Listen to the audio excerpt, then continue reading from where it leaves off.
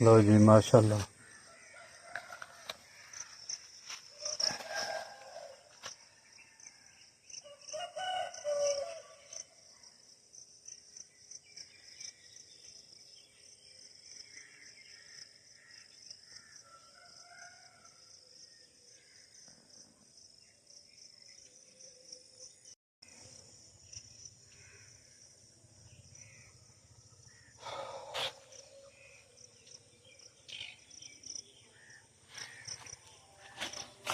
लो जी माशाल्लाह, सारा एरिया साफ कर छड़िया।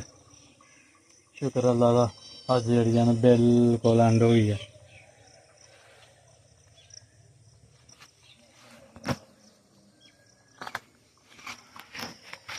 अस्सलाम वालेकुम और सब भाई खरीत से माशाल्लाह जी माशाल्लाह। अल्लाह तंदुरुस्ती दे, असीं भी बिल्कुल खैर खरीत नाल ते माशाल्लाह फजर नमाज पढ़ के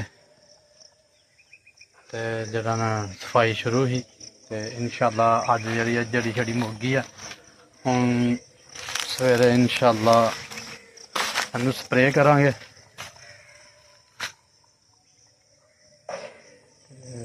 साडी वीडियो लाइक करो, शेयर करो, सब्सक्राइब करो। अल्लाह हाफिज़।